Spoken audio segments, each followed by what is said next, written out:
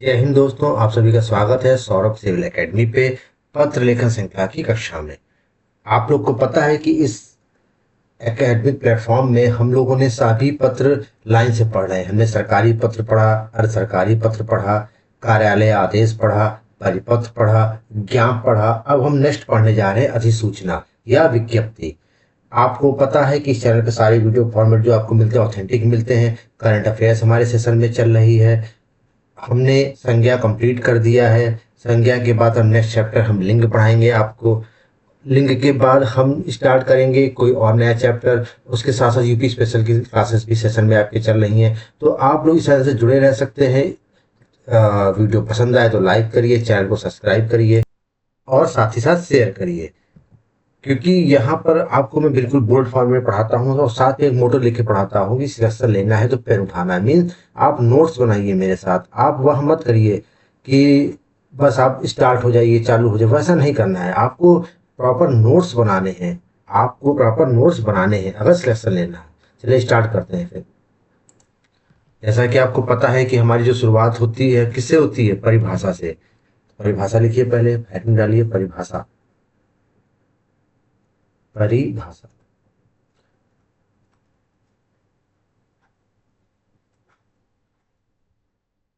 लोक विषयक,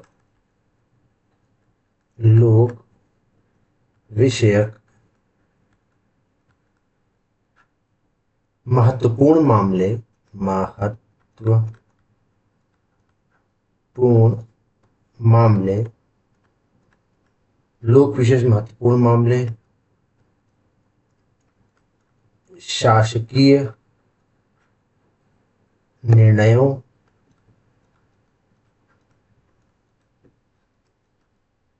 सूचनाओं,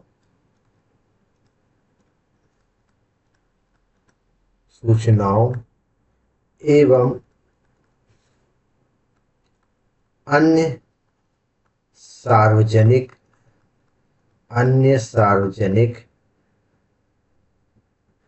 आदेशों को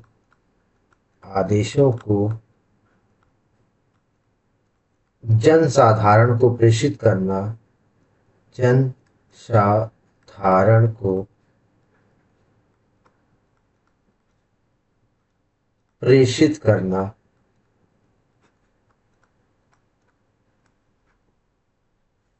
अधिसूचना या विज्ञप्ति कहलाता है। अधिसूचना ऑब्लिक विज्ञप्ति कहलाता है।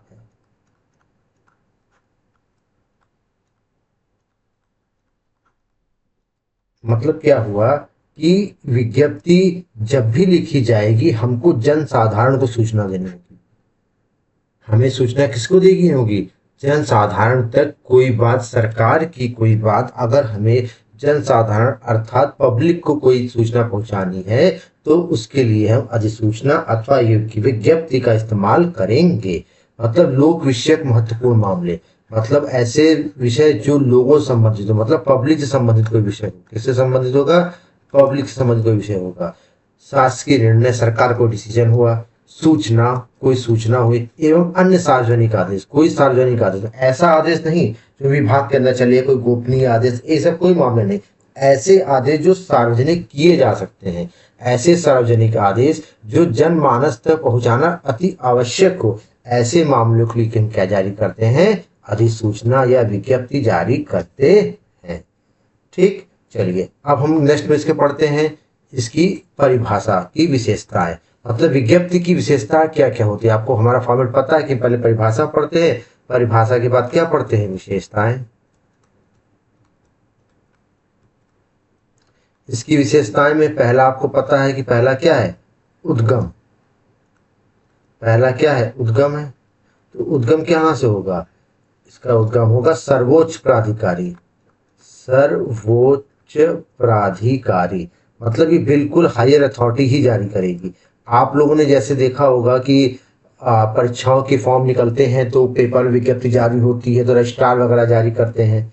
तो बिल्कुल मतलब जो सर्वोच्च प्राधिकारी होगा उसी स्तर से क्या होगा? जारी होता है।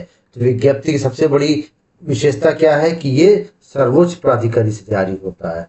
इसका क्या कहते हैं, गंतव्य क्या हो सकता है इसका, हम उद्गम पढ़ते हैं, उद्गम के बाद क्या पढ़ते हैं, गंतव्य पढ़ते हैं। तो गंतव्य क्या होगा, आप लोग खुद बता सकते हैं, सर्वसाधारण। सर्वसाधारण मतलब जनमानस तक पहुंच रहा है कि नहीं, आम जनता तक, तो क्या हो गया, सर्वसाधारण हो गया। ठीक। अच्छा, सर्वसाधारण का मतलब एक चीज और आपने समझ ली कि जब सर्वसाधारण तक जाएगा तो ये पत्र क्या होगा, एक आयामी होगा। मतलब अधिसूचना सदैव क्या रहेगी, एक आयामी, सदैव हमेशा एक आयामी रहेगा, क्योंकि आप जारी कर रहे हैं जनसाधारण तक पहुंचाने के लिए। अब जनसाधारण तो आपको रिप्लाई नहीं देगा ना, अगर वो देगा भी तो एक अलग से पत्र लिख के देगा, उस पत्र का अलग से फिर आपको रिप्लाई जाएगा। समझे कि नहीं समझे। हाँ। गंतव्य, उसके बाद आपको पता है संचालन। जैसे मैंने आपको बताया ना कि जनसाधारण कोई पत्र, जैसे मान लीजिए कि आपने कोई पत्र लिखा, नियुक्ति संबंधित है, आपने संबोधित किया, रजिस्ट्रार को संबोधित किया, सपोज मान लीजिए कि आपने रजिस्ट्रार को संबोधित करके लिखा। अब ये रजिस्ट्रार अपने नीचे सचिवालय को फिर भेजेगा, तो ये पत्र जारी करेगा, सरकारी पत्र, किसको, कनिष्ठ को।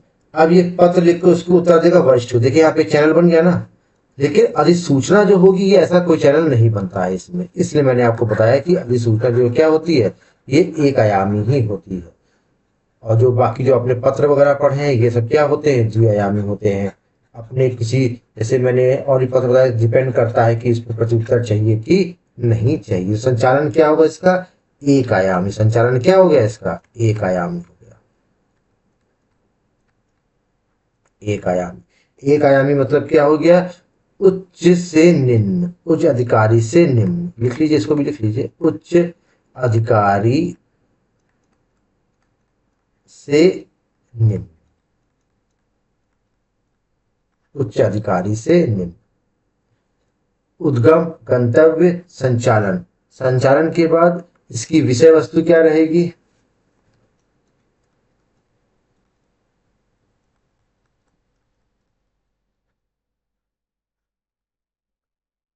शासकीय कार्यव्यवहार से जुड़ी सूचनाएं होती हैं। मतलब आप लिख सकते हैं शासकीय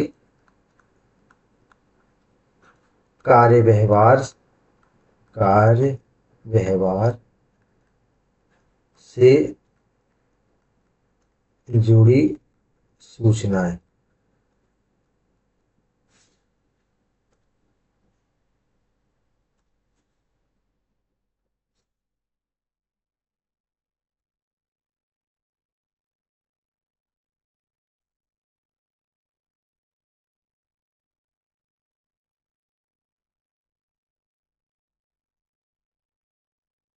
शासकीय कार्यव्यवहार से जुड़ी सूचनाएं, इसमें क्या रहेंगी, शासकीय कार्यव्यवहार से जुड़ी सूचनाएं।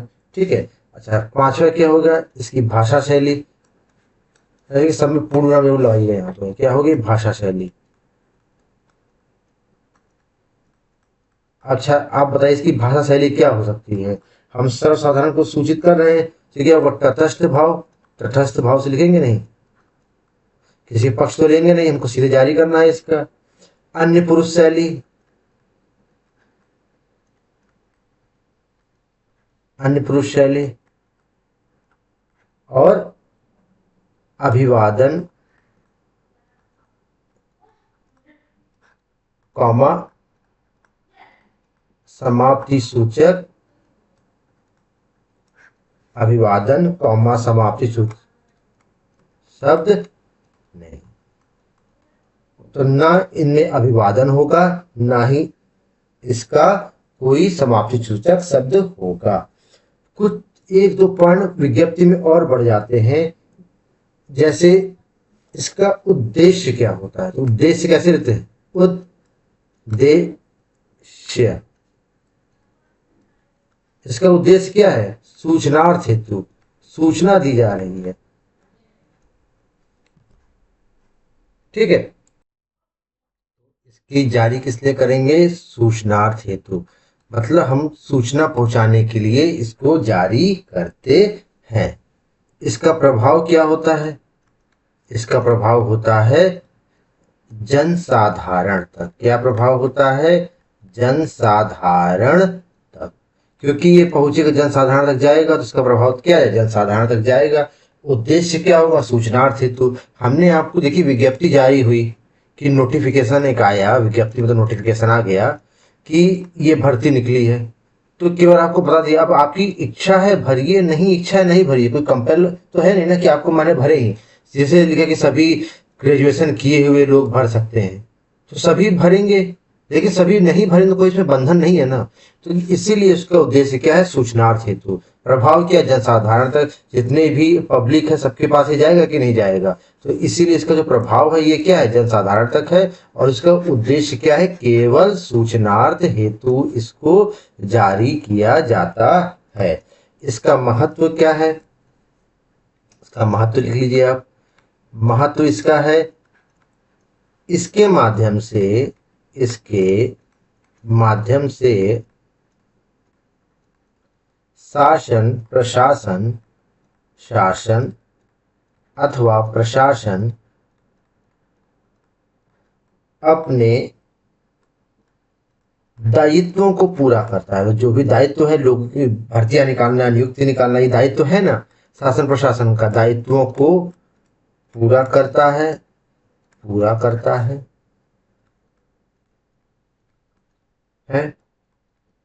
और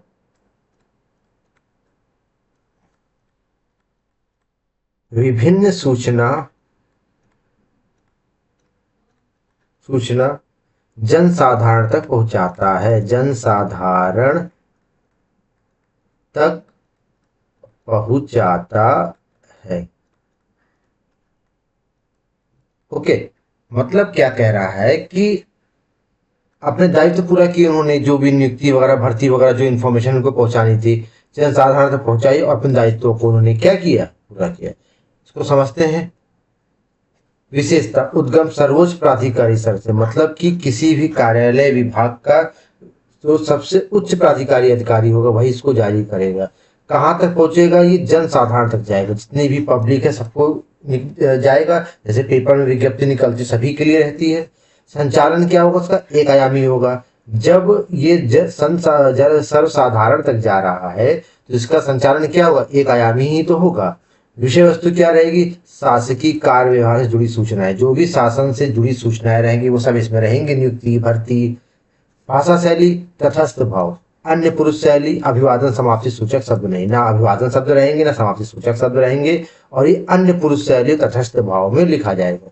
उद्देश्य क्या है, मैंने आपको समझाया कि सूचनार्थ हेतु, आपको सूचना दे दी गई, आप उसको फॉलो करें नहीं करें इससे आपको कोई मतलब नहीं।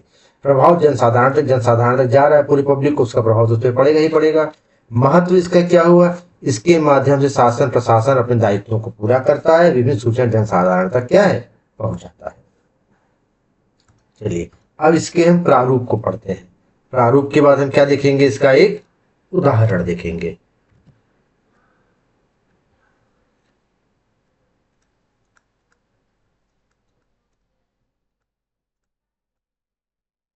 अधिसूचना ऑब्लिक विज्ञप्ति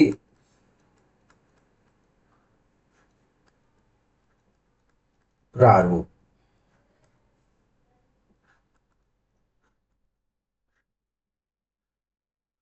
पहला क्या करेंगे, पहले आप लिखेंगे विभाग। देखिए मैं इसीलिए आपको हर चीज सीक्वेंस से बता रहा हूं कि उसका प्रभाव कैसे कैसे पड़ेगा। अनुभाग, विभाग, अनुभाग, संख्या, जिस पत्र संख्या से आप जारी करेंगे, संख्या, दिनांक,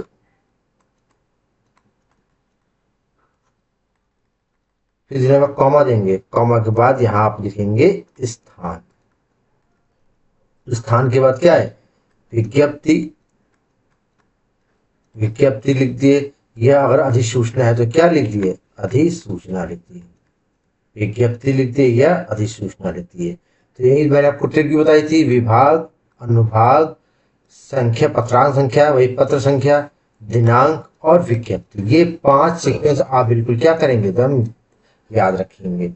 इसके बाद आप क्या लिखेंगे, यहाँ लिखेंगे, जैसे मान लीजिए यहाँ से आपका पेपर स्टार्ट हो रहा है तो यहाँ लिखेंगे एतद, एतद द्वारा एतद् द्वारा सर्वसाधारण को सूचित किया जाता है। एतद् द्वारा सर्वसाधारण को सूचित किया जाता है कि, अब जो भी आप बात इसमें अपनी बात लिख दीजिए।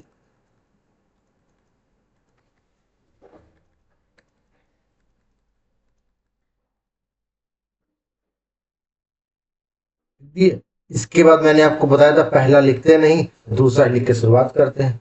अपनी बात लिख दीजिए पूरी यहां पर।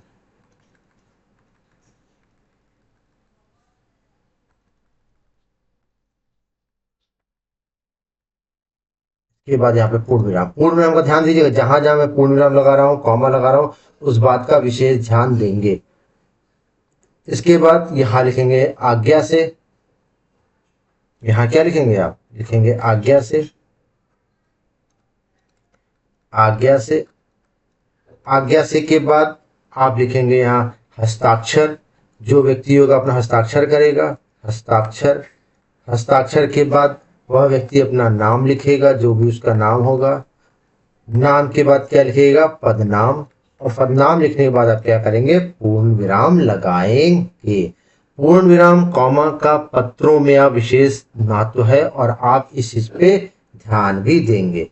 उसके बाद प्रतिलिपि वाला, प्रतिलिपि, प्रतिलिपि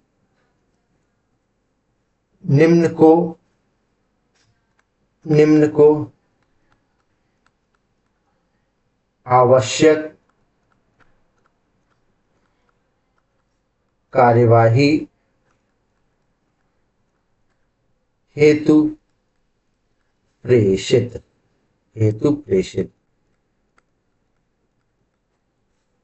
इसके बाद आप लिख देंगे जिसको, देखिए विज्ञप्ति जारी होगी तो मतलब क्या है? संपादक को जारी होगी, नहीं तो संपादक लिख देंगे, जो भी संपादक को आप भेज रहे होंगे। संपादक और समस्त सभी लोगों के लिए जारी हो रही है। संपादक समस्त लिख के पूर्ण विराम। उसके बाद यहां फिर आज्ञा से, हस्ताक्षर, हस्ताक्षर, फिर लिखेंगे नाम। ये क्या लिखेंगे? पदनाम। फिर पूर्ण विराम। हस्ताक्षर, आज्ञा से, हस्ताक्षर, नाम, पदनाम। ये आपके विज्ञप्ति का फॉर्मेट हो गया। ये विज्ञप्ति का क्या हो गया? फॉर्मेट, अर्थात प्रारूप हो गया। फिर से हम देखते हैं, चलिए आप क्या करेंगे, जैसे मैंने आपको ट्रिक से बताया था, विभाग, अनुभाग, संख्या, दिनांक, स्थान, ये हो गया। उसके विज्ञप्ति लिखेंगे और अधिसूचना लिखेंगे। इसके बाद क्या लिखेंगे? एतद् द्वारा सर्वसाधारण को सूचित किया जाता है, ये बात लिख देंगे। उसके बाद सेकंड लिख देंगे। इसके लिखेंगे आज्ञा से, हस्ताक्षर, नाम, पदनाम। फिर यहाँ पूर्ण विराम लगाएंगे, यहाँ पूर्ण विराम लगाएंगे, यहाँ पूर्ण विराम लगाएंगे। ठीक। उसके बाद प्रतिलिपि निम्न को सूचनार्थ एवं आवश्यक कार्रवाई हेतु प्रेषित, संपादक समस्त, और फिर पूर्ण विराम। आज्ञा से, हस्ताक्षर, नाम, पदनाम, फिर पूर्ण विराम। ऐसे आप लिखेंगे, ऐसे ही आप लिखेंगे। ठीक। इसके बाद अब हम पढ़ने जा रहे हैं इसका एक उदाहरण। क्या? ये है विज्ञप्ति का एक उदाहरण। ये उदाहरण भी बिल्कुल ऑथेंटिक है, इसको यूज कर सकते हैं कहीं भी। लोक सेवा आयोग उत्तर प्रदेश, अनुभाग प्रथम। देखिए मैंने बताया ना, पहले विभाग, फिर अनुभाग, फिर संख्या, पत्र संख्या। पत्र संख्या लिखना मैंने आपको बताया था ना कैसे लिखते हैं। जैसे आज तारीख क्या है? 6 जून, 6 का पत्र है तो का 2026 और 27। इसके बाद दिनांक 10 जून 2024, प्रयागराज। अधिसूचना, विज्ञप्ति या नियुक्ति इसके लिए जारी होती है, आपको मैंने बता रखा है।